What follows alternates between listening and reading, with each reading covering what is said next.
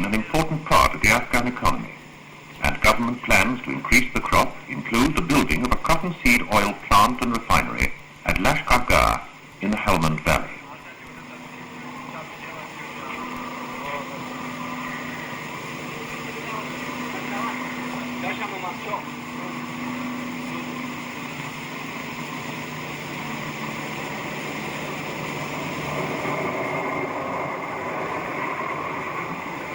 The British Embassy at Kabul fully supported the case for an oil plant. And we talked about it to the British Ambassador, Sir Gordon Whitteridge. It all started some years back when Rosedowns executives visited Afghanistan to discuss proposals for constructing a cottonseed oil plant in the Helmand Valley under the second five-year development plan introduced by the Royal Afghan government. This contract is a good example of British development aid in its combination of expert engineering, specially arranged finance, and overall support and assistance by the British government and by the British Embassy on the spot. I believe this factory will prove of considerable benefit to Afghanistan's economy by saving imports and by encouraging the growing of cotton, itself the most worthwhile of Afghanistan's agricultural products.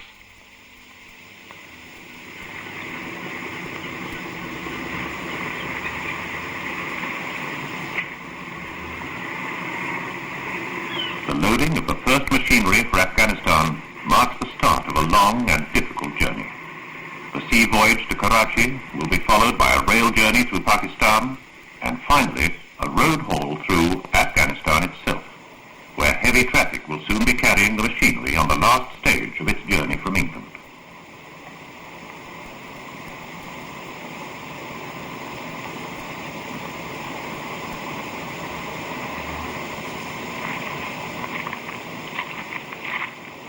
On site, Rosedowns engineers prepare to put into effect the erection plans previously drawn up at Rosedowns headquarters in England. The local contractor's foreman is called in to discuss the excavation work and to confirm that sufficient local labour is available to carry out the programme.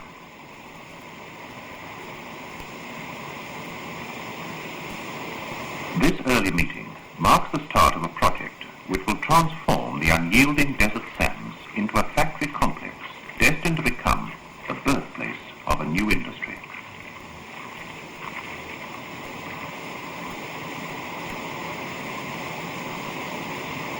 As the days pass by, the foundations are staked out, and much of the preliminary work is nearing completion.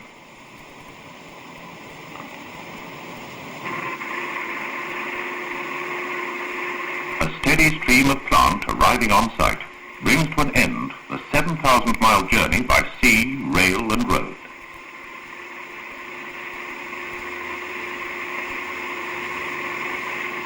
In Afghanistan, with railways non-existent, many transport difficulties had to be overcome. But Rosedowns have long experience in getting their plant safely to its destination in all parts of the world.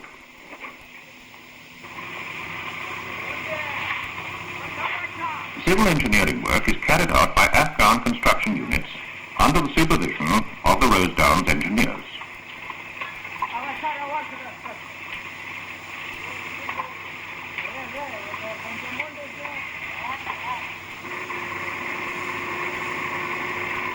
The first pre-engineered building to go up is the warehouse.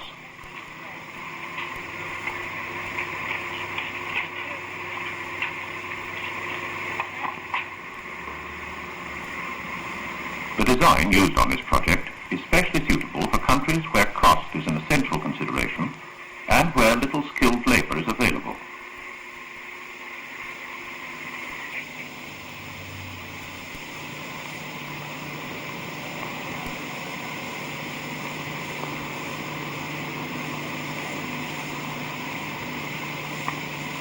Standing out against the desert background, the pre-engineered buildings which will include a small gatehouse, a wide single-span mill building, and a tall refinery.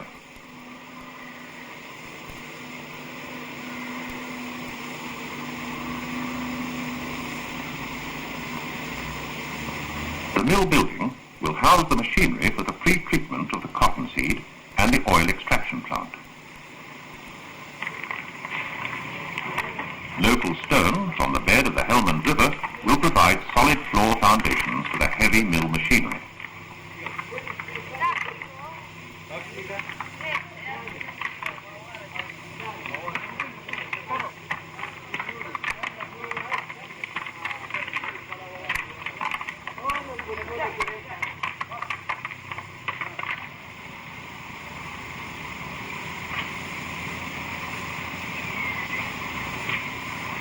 The centre framework dividing the mill building is now complete,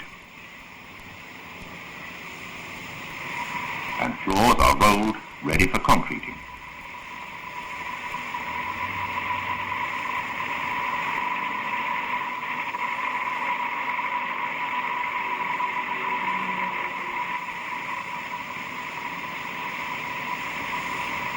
The painters make good progress, and before long the roof and walls will be going up. The site welding facilities enable large tanks to be shipped in broken down sections which are welded together after arrival. A team of local welders were specially trained for the job.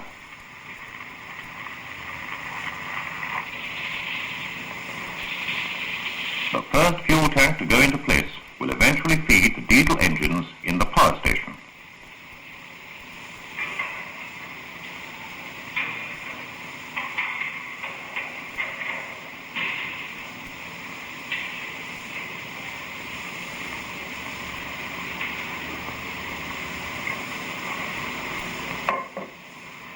And the first of 3 diesel engines for the 500 kilowatt alternators moves towards its final position.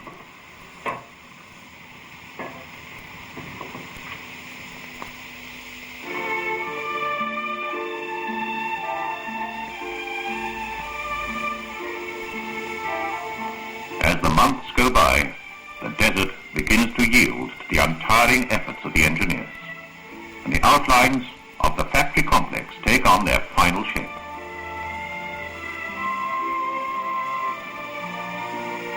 A party of visitors includes His Excellency the Governor of the Helmand Valley.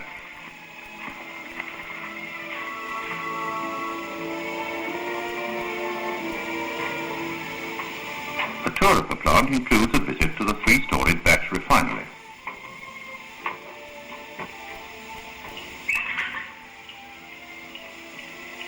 A pre-refining vessel is shown to the visitors.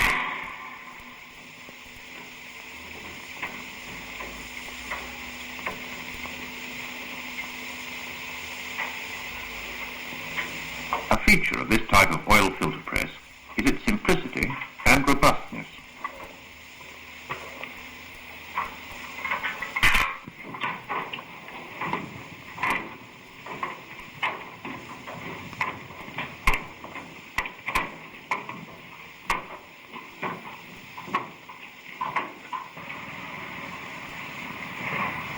With the completion of the buildings according to program, the tempo of work on the installation of machinery can now be speeded up. While supervising the erection and commissioning of the plant, Rosedowns engineers also instruct local workers in the best operation of the equipment. In the mill building, under close supervision of an engineer, a group of trainees help with the installation of an oil screw press. Another group helps with the delinters in the adjoining pre-treatment plant.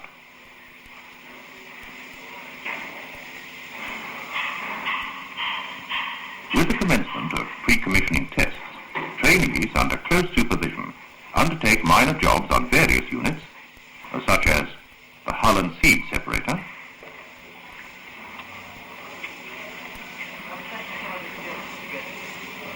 the hull beater,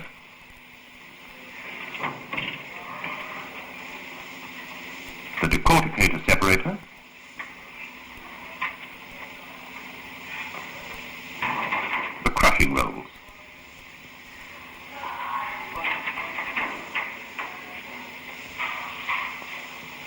and the oil screw press, which is the heart of the oil extraction plant.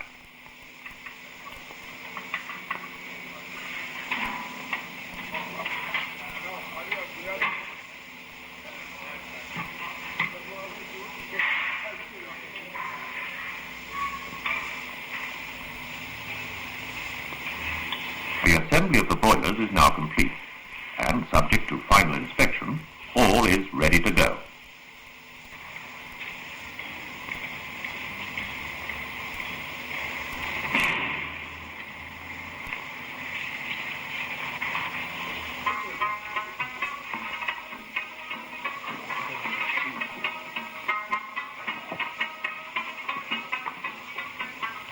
The harvesting of the cotton in the Helmand Valley coincides with the completion of the oil mill as planned.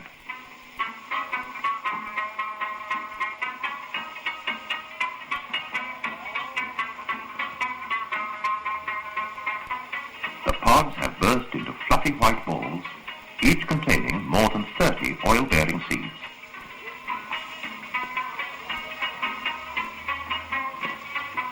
And around the seeds there is a tight band of lint.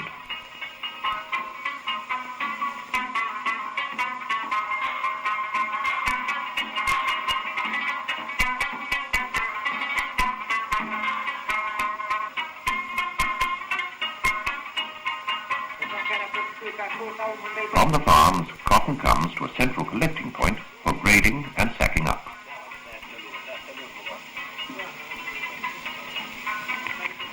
Generally recognized as being equal in quality to cotton grown in any part of the world, the Afghan cotton is exceptionally white.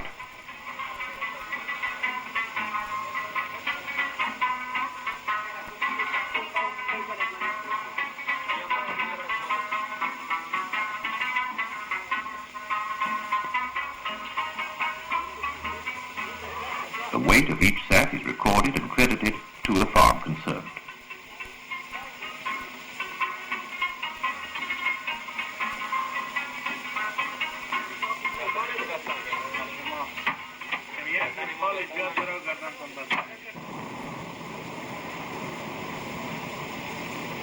And now the machinery, electrical equipment and offices are complete, and always ready for the start-up of the plant and the official opening.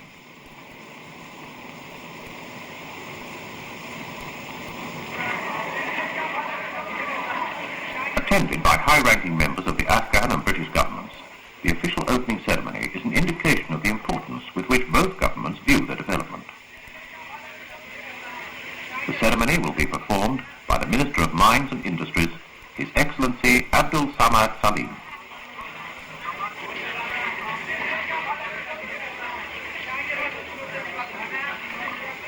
The Minister takes the scissors to cut the ceremonial tape. First, with congratulations, the British Ambassador, the Governor of Kandahar, Mr. Kulijan, the Governor of the Helmand Valley, and Mr. Hafizullah. The gathering includes visitors from England representing the main contractors. There is also a good turnout of local inhabitants. Many of them took part in the construction of the plant, and some will stay on to take part in plant operation.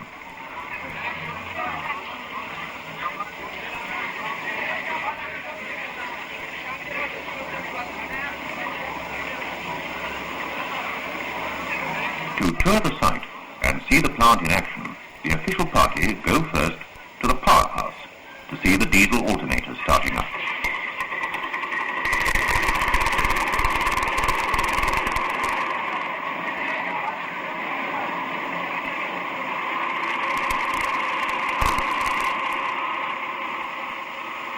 The throw of a single switch starts the flow of vital current through miles of cable and wire to circuit breakers and distribution points throughout the factory.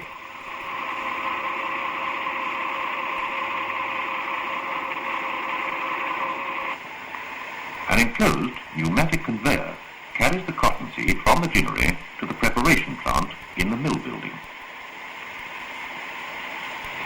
Delinting machines remove the remaining short lint staples from the seed.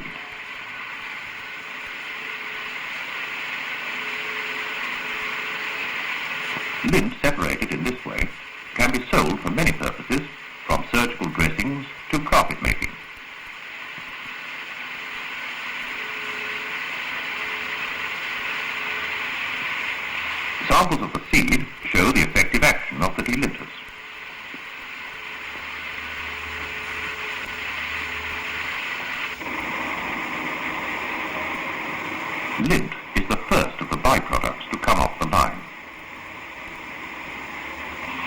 seeds containing the oil-bearing kernels move on to the decorticator separator, where they are cut and the kernels and hulls separated.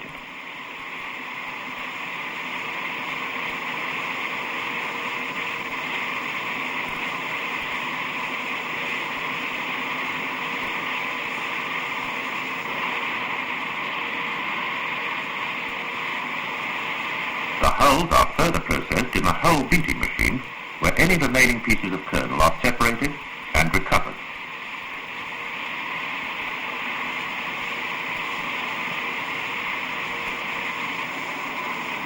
Any undersized seed, which might have passed through the decorticator separator without having been cut, is now recovered in the hull and seed separator. The seed crushing rolls reduce all kernels into flakes.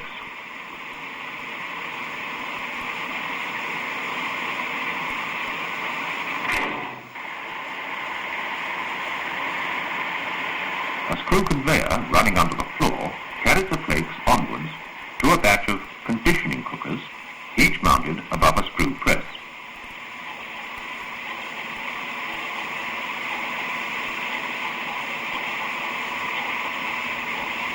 The injection of live steam increases the moisture content of the seed.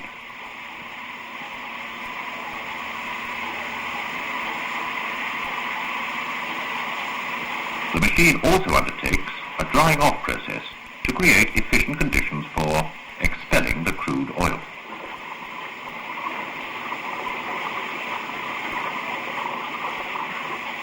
The de-oiled residue from the screw press provides another valuable byproduct. It has a high protein content and is sold for cattle cake.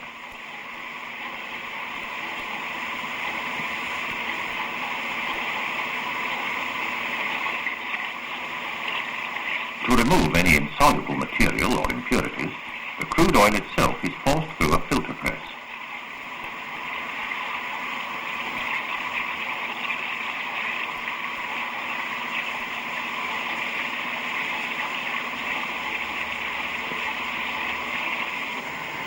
The large outside storage tanks hold the filtered oil ready for pumping across to the oil refinery.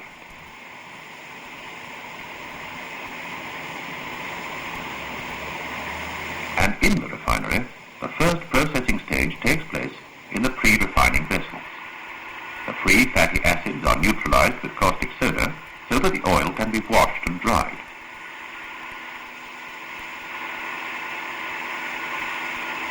The process leaves a byproduct of soap stock, which is removed for use in the adjoining soap plant.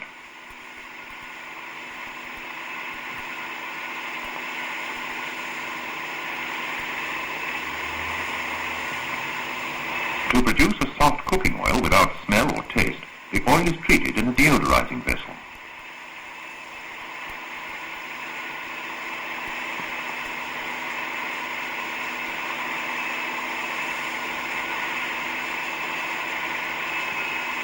Samples are drawn off at regular intervals to make sure that the oil has no smell or taste.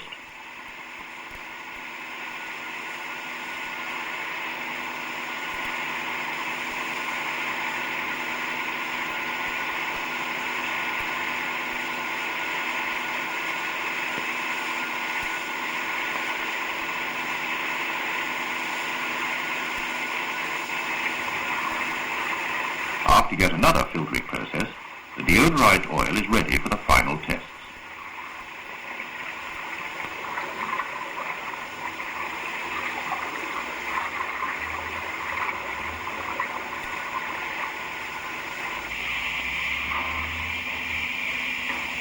By means of a hydrogenation plant, the oil is hardened by the introduction of hydrogen in the presence of a catalyst. The end product can be a smooth margarine-type fat or soft crystal clear fat.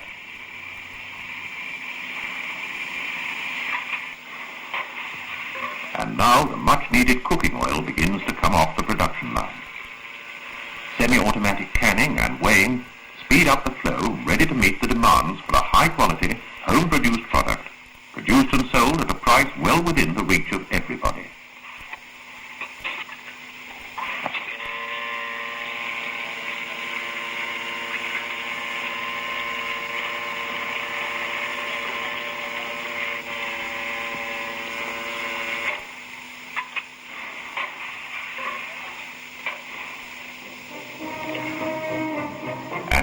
completion of the plant, the cooking oil begins to appear in the shops and marketplaces of Afghanistan, where the label, bearing the symbol of the ancient Kuala Bist arch, is destined to be a new hallmark of quality.